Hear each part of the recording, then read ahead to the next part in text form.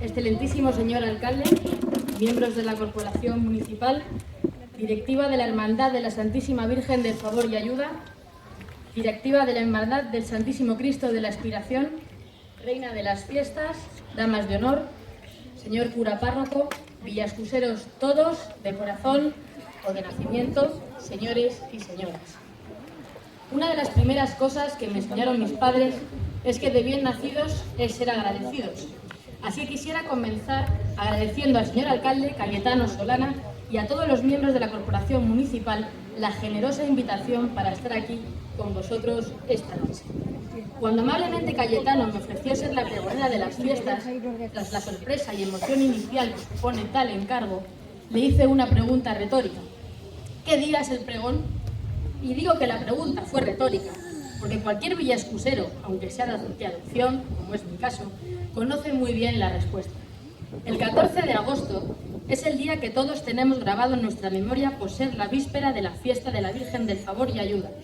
La víspera tiene ese sabor a tradición para los mayores. Lleva consigo ese revoloteo de mariposas en el estómago de los más jóvenes, de quienes llevan un año aguardando y saben que tienen por delante los mejores días del año. El 14 de agosto es la cita anual de Villascusa con su historia, con su familia y con sus amigos. Es, por encima de todo, un tiempo de reencuentro. Creo, por tanto, que no puede haber mayor honor y mayor distinción para mí que haber sido elegida para compartir con vosotros el inicio de este momento tan especial. He tenido la suerte, durante estas vacaciones, de poder disfrutar de la lectura de todos los pregones que están recogidos en la web del Ayuntamiento. Y sin ánimo de infravalorar a los que fueron mis predecesores, sino todo lo contrario, debo decir que Villascusa es un pueblo que pone muy fácil el trabajo de pregonero, porque pocos pueblos hay en La Mancha, y me atrevería a decir que en España, que encierren una historia tan rica y tan estimulante como la de Villascusa. Ni siquiera es necesario sumergirse en los libros de texto para encontrar qué tiene Villascusa de especial. Basta con levantar la mirada en mitad del pueblo y observar el colegio universitario o pequeños detalles como las gárgolas y los pináculos que adornan la iglesia, que además contiene, como todos sabemos, el mejor retablo de la provincia de Cuenca, para saber que estamos ante un enclave privilegiado, porque estamos tan acostumbrados a ver las gárgolas dentro de nuestro paisaje que muchas veces ni las miramos. Pero no olvidemos que en París la gente se vuelve loca por hacerse fotos con las gárgolas de Notre Dame. Mi hermano Carlos, que trabaja como arquitecto en París y ha venido esta noche para acompañarnos, nos lo puede corroborar. ¿Verdad, Carlos? Por todo ello me voy a permitir una pequeña licencia. Quisiera hacer esta noche una aproximación más personal hacia Villascusa, ya que fue el lugar donde di mis primeros pasos como farmacéutica y el lugar al que debo un bagaje profesional y personal que me acompañará durante toda mi vida. El primer recuerdo que tengo de Villascusa es de una tarde de verano de 1993. Yo tenía poco más de 10 años y acompañé a mi padre a ver la farmacia de la que recientemente se había puesto al frente. La farmacia, supongo que la mayoría de vosotros la recordaréis, estaba situada aquí, en la calle San Pedro, la famosa calle que es donde vieron la luz tantos obispos. Y en ella nos esperaba Josefa, que me recibió muy cariñosamente. La farmacia era bastante más pequeña que la actual, donde está Godofredo. Sin embargo, había en ella un detalle que me fascinó.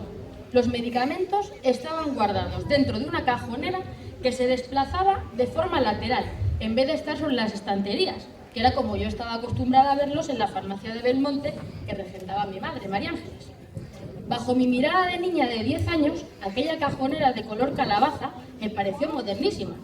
Y creo que al volver a Belmonte tuvieron que mandarme callar durante la cena, porque no paraba de decir que la farmacia de Villascusa era el último grito y que era mucho mejor que la de Belmonte. No podía imaginar que 13 años más tarde sería yo la que moviera esas cajoneras que en aquel momento me maravillaban.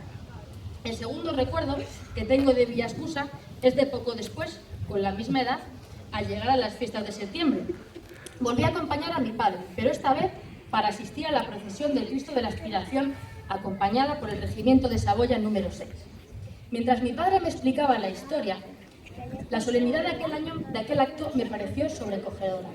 Nunca había estado en ningún evento igual y con el paso del tiempo he sabido que nunca lo estaré, ya que se trata de un acto singular y característico de esta localidad que no existe en ningún otro sitio de España.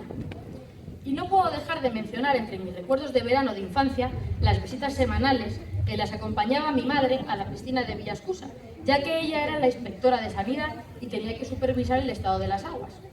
Cada vez que llegábamos a la piscina, siempre había alguien que me decía: quédate aquí a pasar con nosotros la tarde, que esta piscina es mejor que la de Belmonte. Y aunque mi orgullo de belmonteña me impedía reconocerlo y nunca lo hice, debo confesar que siempre me quedé con las ganas. Pasaron los años y en enero de 2006, apenas medio año tras haber terminado la carrera, cogí el relevo de mi padre. Yo tenía 23 años y con la experiencia de 6 meses trabajando en Belmonte y de algunos veranos echando una mano, llegué a Villascusa. Una vez más, debo decir que también Villascusa me lo puso fácil. En primer lugar contaba con Yoli, que era mi mano derecha, la izquierda, mis ojos, mis pies y lo que se terciara. Confieso, ahora que no nos oye nadie, que en aquel momento Yoli me parecía una persona mayor. Estaba casada, tenía 2 hijos, así que supongo que yo a ella le debí parecer lo que me parece a mí hoy, que también estoy casada y tengo 2 hijos, cualquier chica de 23 años, una pipiola. Ella me explicó muchas cosas que no se aprenden en la universidad ni en los libros de farmacología, pero que eran tan importantes o más para trabajar en la farmacia. Ojo con la fulana, porque le gusta llevarse siempre las pastillas de la caja roja y no las de la caja verde. No te preocupes por Mengano, aunque lo veas un poco gruñón, él es así y es muy buena gente. Marian, a Menganita, háblale un poco más alto, que está sorda y la pobre no se entera nunca de lo que le dices. En definitiva, esas pequeñas cosas del día a día que son importantes cuando tratas con las personas y que hacen el trabajo más humano. Yoli me cuidó mucho durante los 7 años que estuvimos juntas, hasta se preocupaba porque comía los mejores tomates de la huerta. Y es justo reconocer que también lo hizo su marido, Miguel Ángel. Ahora que tampoco nos oye nadie, tengo que agradecerle un secreto que me guarda y que nunca les he contado a mis padres. Aquella vez que me quedé sin gasoil al llegar a Villascusa y le pedí que bajara a la gasolinera de Belmonte a por una garrafa. Si me hubiera quedado tirada en la mitad de la carretera, habría salido los papeles. También me sentí muy bien acogida desde el principio por mis compañeras sanitarias, la médico Lourdes y la TS Maribel. Recuerdo las excursiones al consultorio para que Lourdes arreglara algunas recetas y así evitar entre nosotras algún que otro viaje a los pacientes. También las llamadas telefónicas a ver si podíamos arreglar los absorbentes de incontinencia del fulano o del mengano y también evitarles un viaje a Cuenca.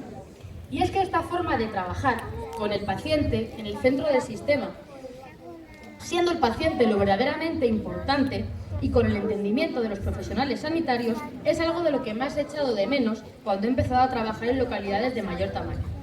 Desde las instituciones muchas veces se habla de estrategias, de planes y se olvida lo esencial, porque es cierto que quizá los pueblos pequeños, como Villascusa, están dotados de menos recursos y menos infraestructuras que otros sitios más grandes, pero os puedo asegurar que todas esas infraestructuras y todos esos recursos no sirven para nada si detrás de ellos no hay profesionales comprometidos y las personas se convierten en un simple número. La cercanía y la calidez en el trato que se respira en pueblos como Villascusa son el verdadero modelo a exportar. Y es que entre los mejores recuerdos que guardo de todos los años en Villascusa destaca quizá esa sencillez, la accesibilidad, la facilidad con que podían realizarse las cosas más difíciles. Recuerdo las charlas para la Asociación de Mujeres, que tan buena acogida tenían, pues siempre se llenaba la sala. La gran disposición de la junta directiva, el cariño de los asistentes, la paciencia con la que me escuchaban. Ahora, dar conferencias forma parte de mi actividad profesional. En el último año y medio he dado cerca de 40 por toda España sobre temas relacionados con salud o nutrición, pero siempre recordaré que la primera vez que hablé en público fue aquí, a pocos metros, en la Casa Grande. Y desde luego puedo decir bien alto que nunca me han dado de merendar tan bien como las merendolas que se organizaban aquí después de las charlas. Como vais viendo, a mí por el estómago se me conquista muy fácilmente. Esa generosidad, esa ganas de compartir, trayendo cada uno lo mejor de su casa y de sus fogones, son valores propios de la gente de Villascusa que debemos esforzarnos por no perder.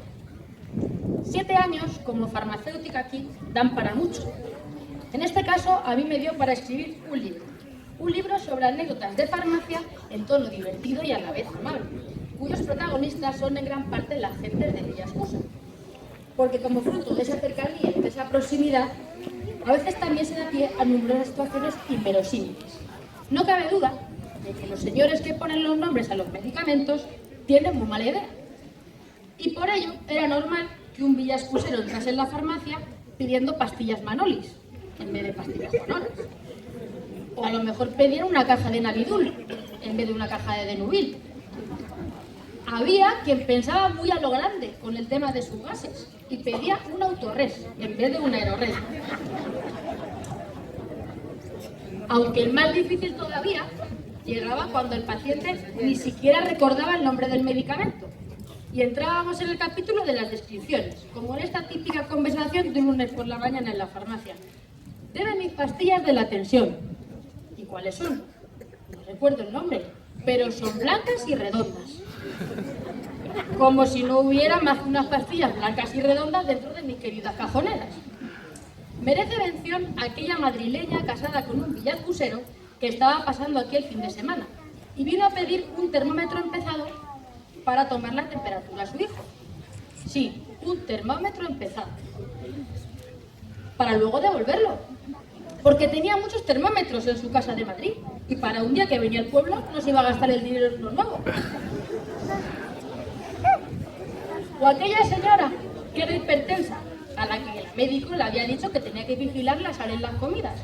La señora estuvo viniendo a la farmacia a diario con sus pucheros de garbanzos y lentejas para que probáramos la comida y le confirmáramos si tenía el punto justo de sal para poder tomarla.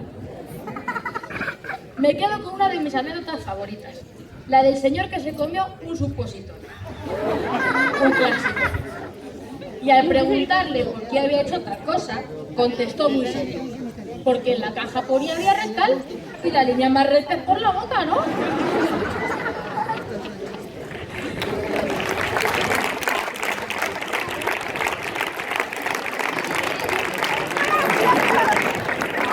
Es culpa vuestra, aplaudís mucho, pero esto ha sido culpa de los villascuseros. Así que entre estas anécdotas y otras, recopiladas en mi familia y amigos, escribí un libro de más de 300 páginas y tuve la suerte de poder presentarlo en la televisión y en más de 60 programas de radio. Y el 99% de las veces los periodistas me hicieron la misma pregunta: ¿pero las anécdotas del libro son reales? Y yo siempre les contestaba lo mismo: ¿de verdad cree usted que tengo tanta imaginación como para inventarme esas 300 páginas? Le invito a pasar unos días a mi pueblo. La realidad siempre supera la ficción.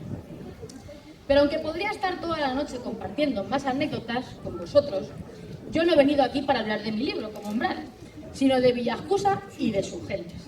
Quisiera ahora hacer un pequeño viaje en el tiempo. No hablaremos de Luis Astrana Marín o del obispo Diego Ramírez de Villascusa, ya que son sobradamente conocidos por todos y otros pregoneros han hablado elocuentemente de ellos.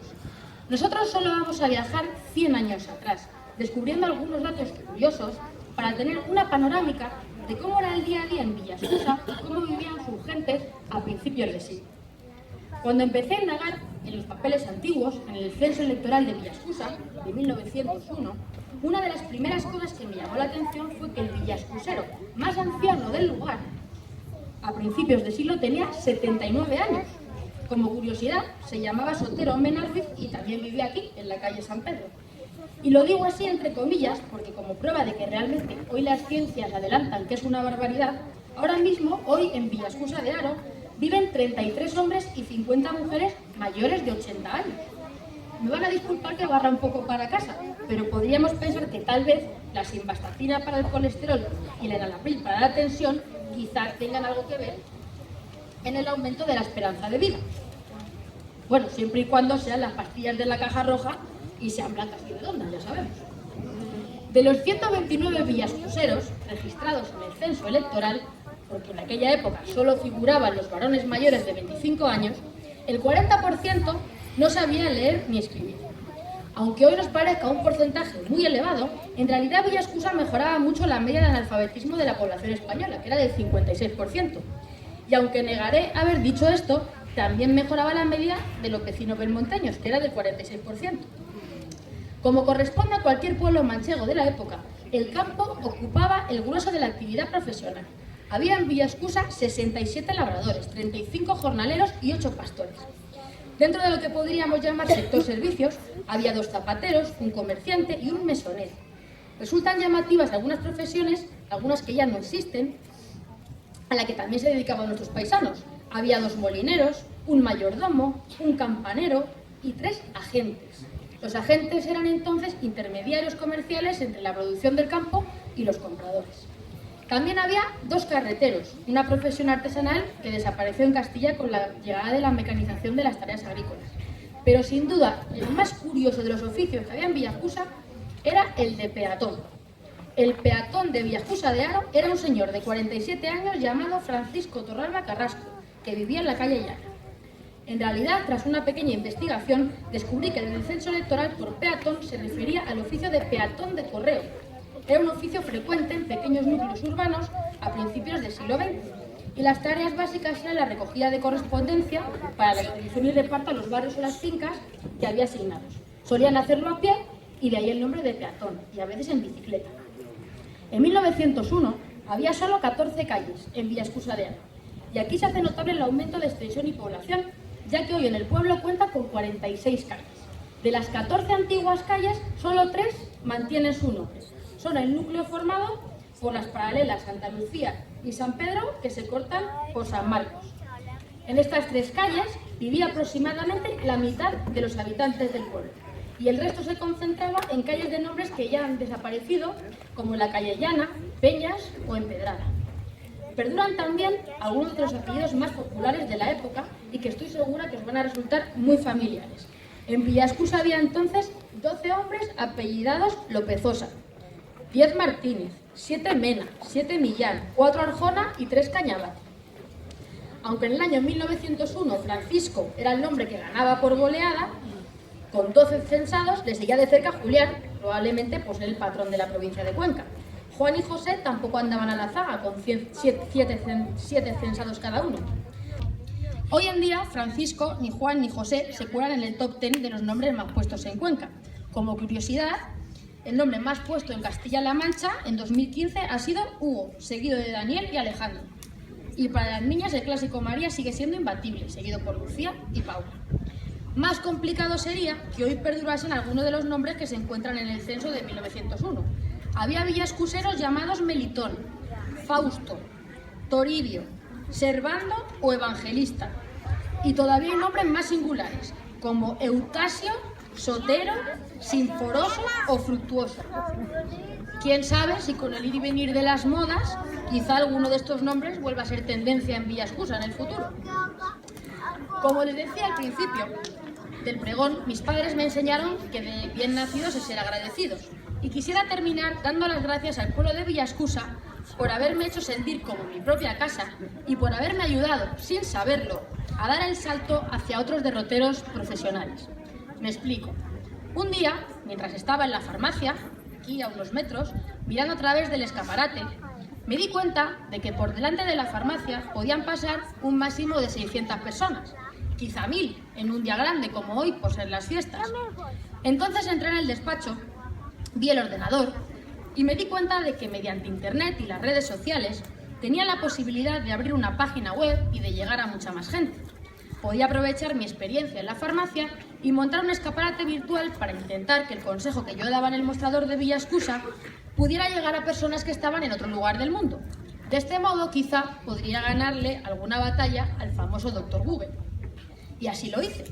Sin pensármelo demasiado, porque si lo hubiera pensado todavía me lo estaría dudando, abrí un blog que 3 años después recibe casi cerca de 500.000 de visitas mensuales. Pero lo importante no son los números, sino lo que significa. En este mundo en el que todos consultamos en internet por nuestras dolencias o por las de nuestros familiares, encontrando por lo general muchas respuestas en evidencia científica, cada una de las personas que entran en el blog se llevan un consejo sobre salud escrito por un profesional sanitario con todo el rigor correspondiente. Ahora, cada vez que me preguntan por qué empecé el blog, cuento esta historia.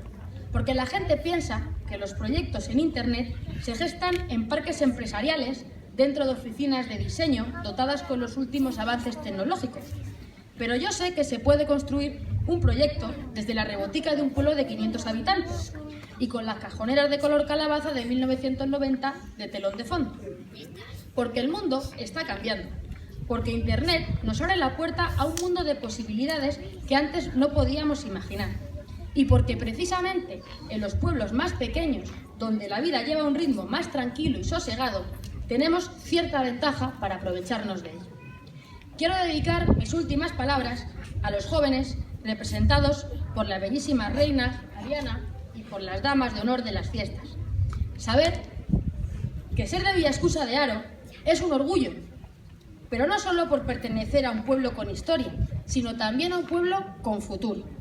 El listón que nos han marcado nuestros antepasados está muy alto, pero no me cabe duda de que con vuestro esfuerzo, aprovechando el mayor acceso al conocimiento actual, y esto es muy importante, sabiendo apoyaros en la experiencia de vuestros mayores, podéis conseguir cualquier cosa que os propongáis. Os deseo a todos unas muy felices fiestas y me vais a permitir un pequeño consejo como farmacéutica que soy: disfrutarlas con moderación. Muchas gracias.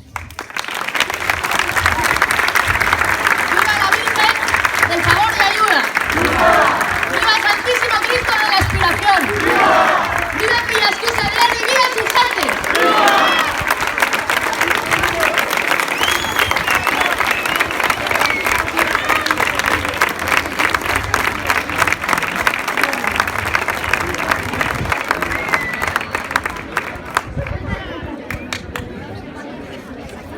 Muchas gracias, Marian, por tus palabras y por compartir este momento con nosotros.